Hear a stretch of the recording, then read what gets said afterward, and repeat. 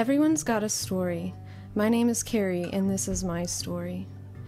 My story is one marked by freedom, a testimony of the liberation from a life of emptiness, isolation, and self-destruction.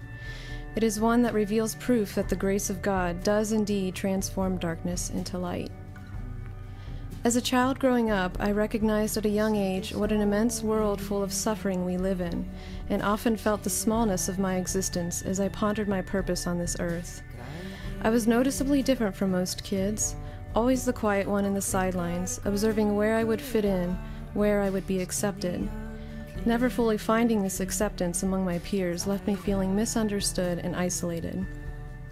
The relentless question that consumed and devoured my mind through my childhood and teenage years was one that became embedded within my heart. Where do I belong? Or perhaps instead, to whom do I belong? This question, or rather the insufficient answer to it, began to define my behaviors as I sought the solution in all the wrong places. My longing to love and be loved drove me into the arms of others who were themselves hurting, broken, and inwardly crying out for that same unconditional love. I quickly discovered that all the social misfits would band together in an effort to create the acceptance not found among the popular crowd, the well-liked, and the superstars. We were all on a mission to belong, to feel understood, to not be labeled as an outcast. Yet within the company of these new friends, there remained a void. My question continued to lie unanswered. The pain of not knowing coursed my veins and trapped my mind as I believed subtle lies and devious deceptions. You are not valuable. You have no purpose, unworthy of being loved.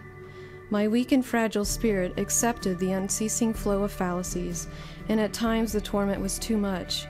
I soon learned of new avenues that would ease the agony, and before long, drifted into a rhythm of drinking each night until the pain was numbed, thinking I was free from the eternal ache in my heart. But with each new morning, the dawn awoke along with the inner turmoil of my spirit. A vicious cycle began as I desperately sought to find relief in the bottom of a bottle. And when the bottle proved not strong enough, I resorted to the power of the joint, the pill, and the powder. Feeling the highs of each new drug revealed to me that it was possible to have moments without the voices tearing me apart. Even now I recollect moments of euphoria, feeling that I was finally free when deep down I knew it was all a lie. I recall one night when God spared my frail body of the effects of an overdose, and yet I still failed to notice how He was trying to get my attention. My heart was open, but my ears remained closed. After 4 years of ceaseless partying, all I could show for it was a slew of run-ins with the law, a DUI on record, a collection of broken relationships, and a deeply wounded heart. How could I ever be forgiven for the mess I had made of myself? I believed I had hit my rock bottom and decided it was time to crawl out, to loosen my grip, and to cry out and surrender. I crumpled to the ground, defeated, and began to sob.